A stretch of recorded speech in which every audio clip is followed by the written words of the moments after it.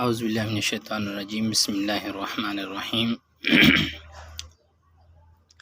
مدینہ منورہ میں جب فتح بدر کی بشارت پہنچی تو کعب بن اشرف یہودی کو بے حد صدمہ ہوا اور یہ کہا کہ اگر یہ خبر صحیح ہے کہ مکہ کے بڑے بڑے سردار اور اشراف مارے گئے تو پھر زمین کا بطن اندرون اس کے زہر پشت سے بہتر ہے، یعنی مر جانا جینے سے بہتر ہے، تاکہ آنکھیں اس ذلت اور رسوائی کو نہ دیکھیں۔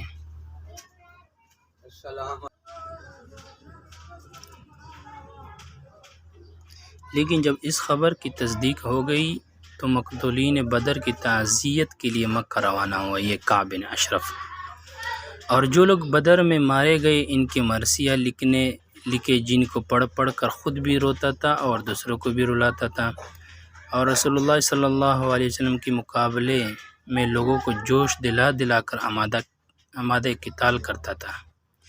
ایک روز قریش کو حرم میں لے کر آیا، سب نے بیت اللہ کا پردہ تھام کر مسلمانوں سے قتال کرنے کا حلف اٹھایا۔ بعد چند مدینہ واپس آیا اور مسلمان عورتوں کے متعلق عشقیہ اشعار کہنے شروع کیے۔ کعب بن مالک رضی اللہ تعالی عنہ راوی ہے کہ کعب بن اشرف بڑا شاعر تھا، رسول اللہ صلی اللہ علیہ وسلم کے حجوں میں اشعار کہا کرتا تھا، اور کفار مکہ کو رسول اللہ صلی اللہ علیہ وسلم کے مقابلے کے لیے ہمیشہ بھڑکاتا رہتا تھا اور مسلمانوں کو طرح طرح کی ایذا پہنچاتا تھا۔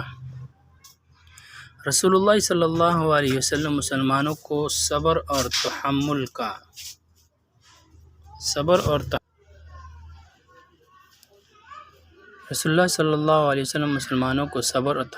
حکم فرماتے رہے، لیکن جب کسی شرارت سے باز نہ آیا تو آپ نے اس کے قتل کا حکم دیا۔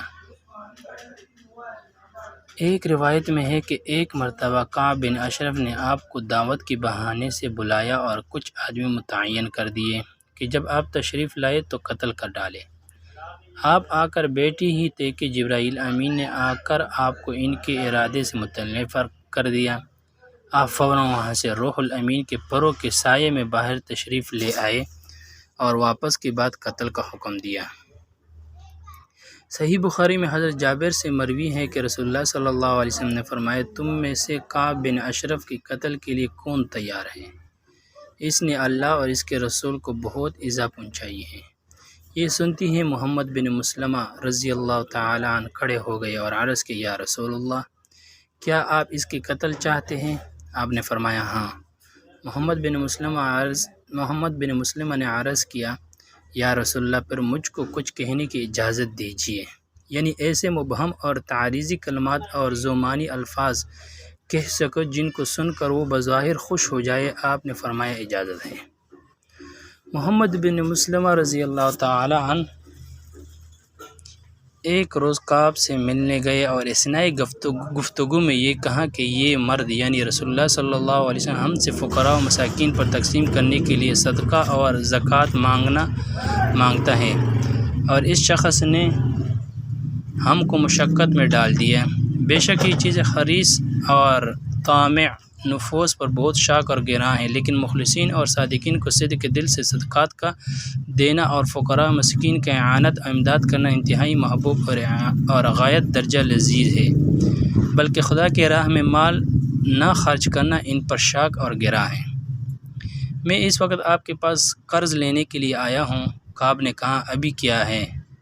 آگے چل کر دیکھنا، خدا کی قسم تم ان سے اکتا جاؤ گے۔ محمد بن مسلمہ نے کہا کہ اب تو ہم ان کے پیرو ہو چکے ہیں اور ان کا چھوڑنا ہم پسند نہیں کرتے، انجام کے منتظر ہیں، اور دل میں یہ تھا کہ انجام کار اللہ اور اس کے رسول کو فتح اور دشمنوں کو شکست یقینی محقق ہے، جس میں شبہ کی ذرہ برابر گنجائش نہیں۔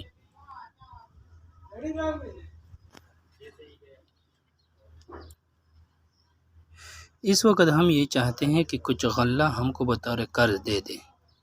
کعب نے کہا، بہتر ہے، مگر کوئی چیز میرے پاس رہن رکھوا دو۔ ان لوگوں نے کہا، آپ کیا چیز رہن رکھوانا چاہتے ہیں؟ کعب نے کہا، اپنی عورتوں کو رہن رکھ دو۔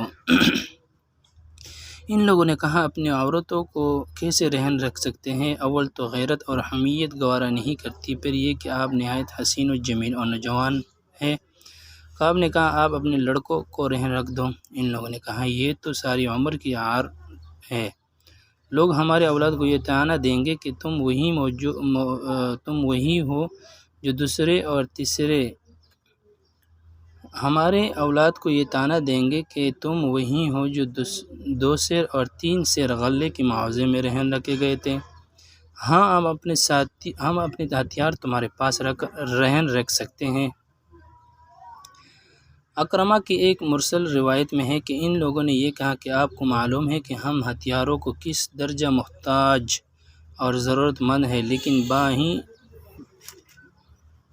ہمیں یہ ہو سکتا ہے کہ ہتھیار آپ کے پاس رہن رکھ دیں۔ لیکن یہ ناممکن ہے عورتوں اور بیٹوں کو رہن رکھ دے۔ کعب نے اس کو منظور کیا اور یہ وعدہ ٹھہرایا کہ شب کو آ کر غلہ لے جائیے اور ہتھیار رہن رکھ۔ حسب وعدہ یہ لوگ رات کو پہنچے اور جا کر کعب کو آواز دی۔ کعب نے اپنے قلعے سے اترنے کا ارادہ کیا۔ بیوی نے کہا اس وقت کہاں جاتے ہو؟ کعب نے کہا محمد بن مسلمہ اور میرے دودھ شریک بھائی ابو نائلہ ہے، کوئی غیر نہیں، تم فکر نہ کرو۔ بیوی نے کہا مجھ کو اس کی آواز سے خون ٹپکتا ہوا نظر آتا ہے۔ کعب نے کہا کہ شریف آدمی اگر رات کے وقت نیزہ مارنے کے لیے بھی بلایا جائے تو اس کو ضرور جانا چاہیے۔ اس اثناء میں محمد بن مسلمہ نے اپنے ساتھیوں کو یہ سمجھا دیا کہ جب کعب آئے گا تو میں اس کے بال سونگوں گا، جب دیکھو کہ میں نے اس کے بال کو مضبوط پکڑ لیا تو فوراً اس کا سر اتار لینا۔ چنانچہ جب کعب نے نیچے آیا تو سر تا پاؤں خوشبو سے معطر تھا۔ محمد بن مسلم نے کہا آج جیسی خوشبو تو میں نے کبھی سونگی ہی نہیں۔ کعب نے کہا میرے پاس عرب کی سب سے زیادہ حسین اور جمیل اور سب سے زیادہ معطر عورتیں ہیں۔ محمد بن مسلمہ نے کہا کہ کیا آپ مجھ کو اپنے معطر سر کے سونگنے کی اجازت دیں گے؟ کعب نے کہا ہاں اجازت ہے۔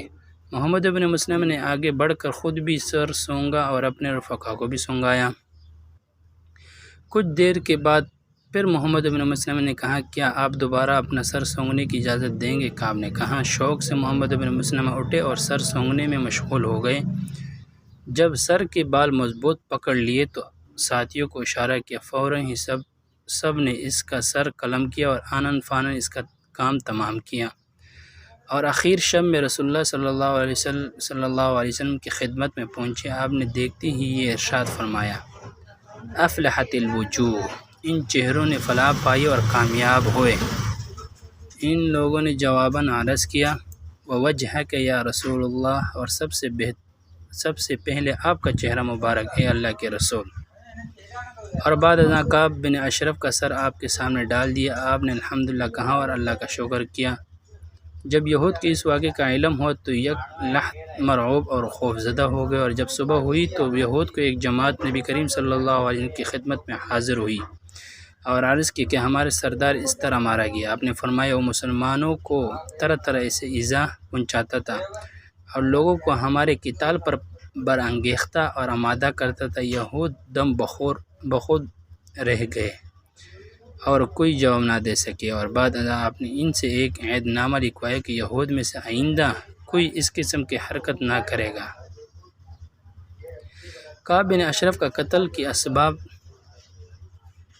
نبی کریم صلی اللہ علیہ وسلم کی شان اقدس میں دریدہ دہن اور سب شتم اور گستاخانہ کلمات زبان سے نکالتا تھا، اور آپ صلی اللہ علیہ وسلم کی حجوں میں اشعار کہتا تھا، جس کی وجہ سے آپ صلی اللہ علیہ وسلم نے ان کے قتل کا